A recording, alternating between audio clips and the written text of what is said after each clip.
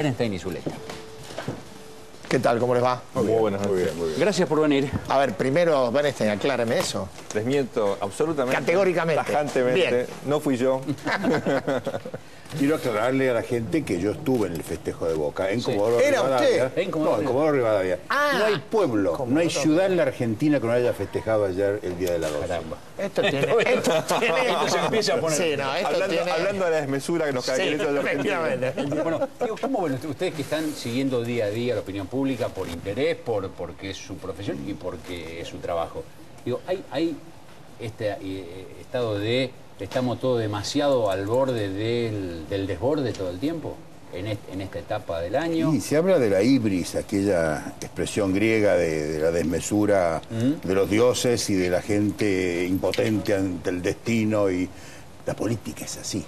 Es desmesurado lo que está pasando con Monti en Italia, es desmesurado la discusión catalana en España, es desmesurado todo. Se está descentrando, yo creo, la política, y en la Argentina eso lo vivimos con nuestra particular énfasis y nivel de pasión y desesperación. Pero no hay una cosa que uno diga, che, estamos distinto, peor. Algo cambió, hay más enojo, hay... No hay partidos, no hay ideas, no hay programas, no hay liderazgos. Bueno, no hay este programa calendarios, intentamos no hay sostenerlo marcos. nosotros, pero bueno. Liderazgo hay uno. Programa en sentido de que- El de la presidenta es un liderazgo. Son liderazgos que se contraponen con otros liderazgos. El conflicto con la justicia, por ejemplo, la cuestión de la sucesión, que en el peronismo es una cuestión no resuelta. En la política argentina es una cuestión no resuelta. Históricamente. La gente mira a los gobiernos por la capacidad para gobernar, pero no mira a los gobiernos por la capacidad para generar sucesiones y transiciones que son tan importantes como los gobiernos. Ahora esto que la calentura empieza en la política y se traslada a la sociedad, o hay una interacción o la sociedad pone nerviosa a la política. Las dos cosas. Hay un malestar creciente en la sociedad argentina que se dispara hacia enero, febrero, marzo de este año. Al comienzo de forma muy contundente, después el ritmo se desaceleró un poquitito. Y hay causas múltiples, algunas económicas naturalmente.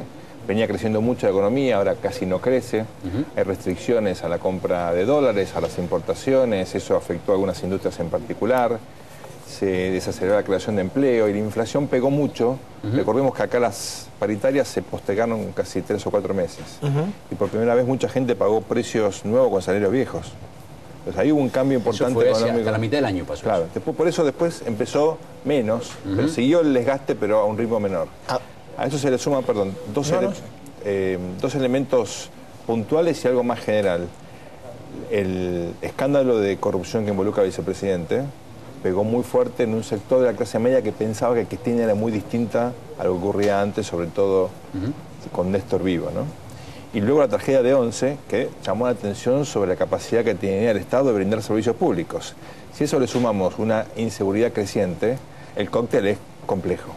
Ahora, la percepción, porque esto es un dato que uno siempre le queda la duda cuando analiza los trabajos de ustedes o cualquier otro.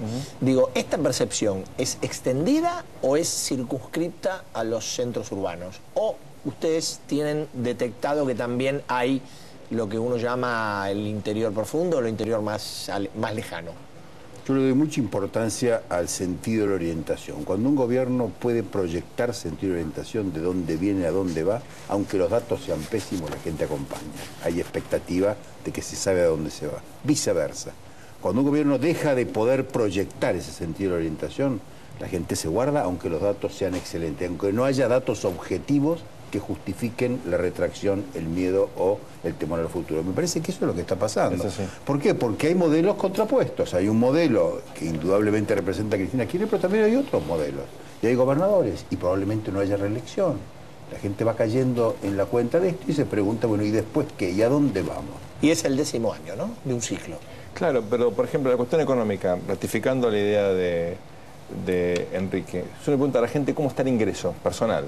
Un 15% dice que está mal, 85% más o menos o bien. Está bien, Está bárbaro. tendría que estar en ¿Cómo el va a cielo. estar dentro de 6 meses? La curva se complica muchísimo, la gente no sabe qué va a pasar. Se pierde el sentido de la orientación. Hay como dudas A lo mejor respecto existe ese sentido, se pierde la capacidad de proyectarlo, de convencer, de persuadir, ¿no? Tenemos un par de números, Eduardo, que el equipo de producción nuestro recortó de los trabajos más recientes de OPCM y de Poliarquía. A ver si podemos ir viendo el primero, director, el de Poliarquía. Me dicen que viene primero. A ver. Es muy sencillito, ¿eh? Índice de confianza en el gobierno, que lo miden con la Universidad de Tela. Así es. Este es el recorrido del año. Interesante, ¿no? Como hay, bueno, lo que decían recién. Un descenso por ahí no tan pronunciado, pero sobre todo muy sostenido en la segunda. Más fuerte al comienzo del año y más débil en la segunda mitad. Estamos haciendo el recorrido desde enero del 2011, fíjense bien, a noviembre de este año. A noviembre de este año. El punto donde empieza el descenso es hacia primeros meses del 2012 y ahí más o menos nos mantenemos. Traduciendo ese 1,6 al castellano, esto quiere decir que el 32% de la población tiene confianza en el gobierno, que es un núcleo muy fuerte de apoyo a la presidenta. 32%. Ahora, el resto... Ahora ya se fue el 54%. Bueno, pero eso es una realidad electoral que no es necesariamente coincidente con la realidad de hoy, y aparte son de universos distintos. Mucha gente a la cual nosotros entrevistamos probablemente no vota. O sea, hay que tener cuidado con... Perdón, no lo entendí. ¿Mucha gente a la que entrevistaron? Uno cree que sí vota, pero probablemente no vota. Correcto. Con lo cual a veces hay errores en... Esto es más entonces una especie de foto del estado de ánimo de la sociedad respecto al gobierno. Exacto. Ahora no del electorado puntualmente. No, pero cuando uno pregunta a quién votó la gente y hace el análisis actual, es cierto que hay gente que votó por la presidenta que hoy está decepcionada. Sobre todo un segmento de clase media que no encontró a candidatos alternativos o le parecía que era la mejor opción votar por la presidenta, pero se decepcionó porque el discurso de la presidenta durante la campaña tuvo poco que ver con el discurso de la presidenta electa en su segundo término. Y el vamos por todo, la radicalización, etcétera, no figuraba en la campaña. No. Y eso generó en un segmento de clase media una gran decepción que de hecho se reflejó en esta caída primera, súbita, en muchos índices, por ejemplo, de confianza en el gobierno. Yo le quito importancia. 30, 30 y 30 es la situación de Santos, es la situación de Piñera. Hay un momento inicial, me parece, el primero, donde 30, ¿qué es? 30 tiene confianza, 30 no tiene confianza y 30 está buscando no sabe a dónde vamos. No puede ser. Puede ser gente crítica, informada, que no quiere emitir juicio porque está mirando las alternativas. Y si esto no funciona, ¿qué funciona? ¿Y a dónde vamos? Esa es la pregunta. Director, podemos ver la otra placa que corresponde a las mediciones de la consultora que dirige Enrique Zuleta. Evaluación de niveles de apoyo a la gestión presidencial en base a esta pregunta, Enrique. ¿Está usted de acuerdo o en desacuerdo con la presidenta? Es una pregunta sencilla. La gente dice, no, déjeme, no es blanco y negro, pero le decimos, dígame si sí o si no. Por lo menos para hacer un estudio, digo, es un estudio de laboratorio. Sí. Aquí están los números, también en el recorrido de enero 2011, noviembre 2012. Bueno, es más complejo. Ese repunte es de las últimas 2 semanas. Eso El repunte es la línea roja para abajo. Es el factor Griesa, el verde, el rojo es desacuerdo y el verde es acuerdo. Correcto. Lo que levanta Estas 2 últimas semanas hay 2 momentos. El momento Griesa, donde hay gente, no masivamente, es un porcentaje que dice, aquí estamos cercados, esto es cuestión de todo, lo que nos va a pasar a todos, no le va a pasar al gobierno. Y el segundo factor es el combate con la justicia. Porque muchísima gente ve allí una discusión de régimen, pero mucha otra gente ve también en la justicia un sector desprestigiado. Margarita Verón, la situación patrimonial de los jueces, no pagan impuestos, todo, y ahí juega un pequeño porcentaje que explica ese rebote. El repunte de las últimas La dialéctica, vamos a decir, la confrontación produce un beneficio, pero dentro de un contexto muy favorable. O sea que al gobierno le conviene los escenarios de pelea. Recuperar esos 2 puntos no justifican, vamos a decir, todo lo la magnitud de la pelea. Digamos que para algunos dirá, bueno, estamos repuntando, sigamos así, escalemos, extrememos, me parece que sí, porque de alguna manera tiene que ver con lo que decía recién Sergio en términos de sigue en la línea de la radicalización, de esa que apartó a un sector que le había votado. 5 puntos, pero tengo retorno después. Esos 5 puntos, ¿cuánto me costaron? A lo mejor le costaron quemar todos los puentes, quemar las naves, dejar aliados posibles. Ahora, en términos políticos, viendo lo que ha sido el año, ¿no? Ustedes, ¿cuáles dirían que han sido las 2 razones que más han incidido en ese crecimiento del desacuerdo o del rechazo a Cristina? ¿Cuáles evaluarían ustedes que podrían ser esos 2 motivos? Debe haber muchos, pero digo, tomando los centrales. Tomando las encuestas, aparece la inseguridad en primer lugar, la economía en segundo. Por ahí depende de la pregunta que uno haga, a veces la economía es primero y la inseguridad segundo, pero son los 2 factores dominantes hoy. En segmentos más informados, más educados, de mayor ingreso, la cuestión del autoritarismo del gobierno, el discurso, la cuestión institucional, la reelección, ahí puede haber un efecto mayor, pero diría inseguridad y economía son las dos cuestiones centrales. Y en economía la inflación, cuidado con eso, que se instaló como la principal cuestión dentro del conjunto de los temas económicos. ¿Zuleta? Perdió capacidad el gobierno de proyectar sentido de orientación. Es decir, cuando dice, acá la puerta está cerrada, atravesemos el blindex, reformemos la Constitución, forcemos las cosas. Esa idea es una idea, me parece, que produce una cuestión de reactiva. Es que hay alguien que no tiene soluciones. ¿Qué pasa?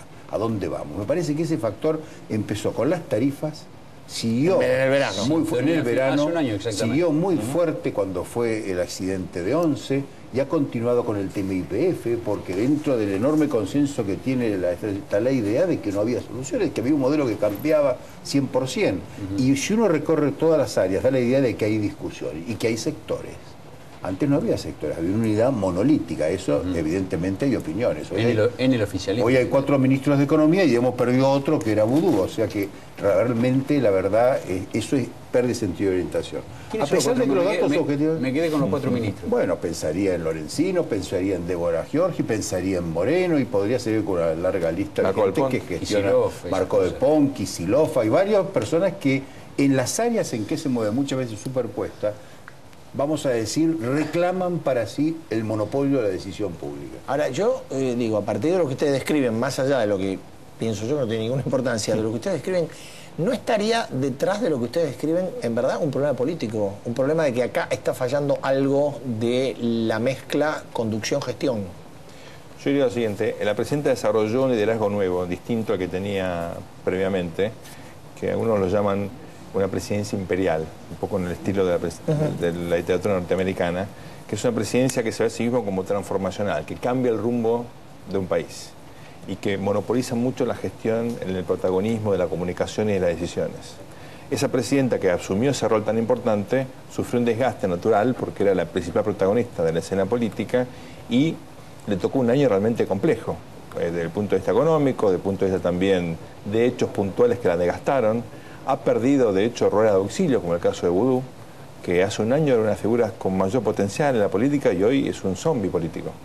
Entonces, alguien del gobierno me comentó que la ansiedad por instalar el tema de la reelección se debió haber hecho de que Vudú, que era un candidato natural, quedó descartado en febrero. Rápidamente, claro. Bueno, pero hay otro factor. Si uno mira a Cristina Kirchner en perspectiva, tal vez sea con Carrió y con alguna otra figura una de los dirigentes con mayor instinto institucional. Esa es su carrera política, antes de ser presidenta. ¿No es cierto? Era la que garantizaba la calidad institucional, vamos a decir, el fin de la emergencia, la posibilidad de administrar algo razonable. Desempeñar un rol diferente, por emergencia, por necesidad, por virtud, no lo sabemos, lo dirá la historia.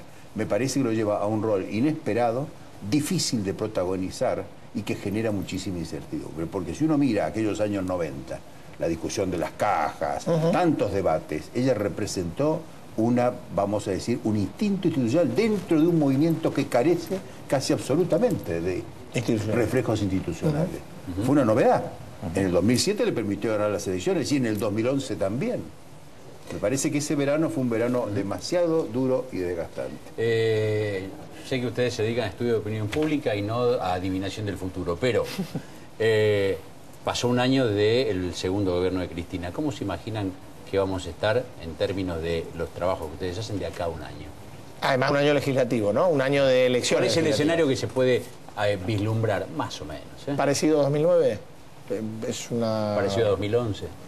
En 2009 la recesión económica fue mucho más dura que esta, muchísimo más. Yo diría lo siguiente, si la presidenta obtiene un resultado electoral similar al del 2009, que yo creo que es poco probable hoy, pero puede ocurrir, depende del nivel de desgaste que sufra, me parece que ya... Poco probable, el 2009 sacaron 32%. 32%.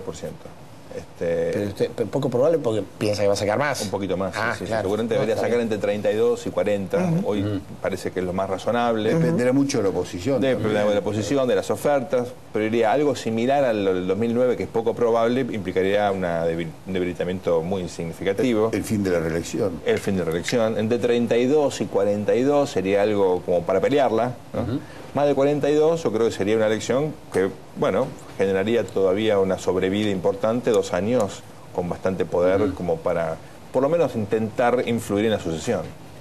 Va a ser un año electoral. en el peor sentido de la palabra. Va a haber provincias que van a tener 5 elecciones. Sí, claro. Hay calendario municipal, hay calendario provincial, municipio de primera, municipio de segunda, paso 1, paso 2. Es una elección demasiado cargada de cuestiones electorales. Es imposible que esto no haga del año que viene un año de incertidumbre, aunque funcione bien la economía. Es un año electoral que además es un año de transición, donde se define a dónde se va.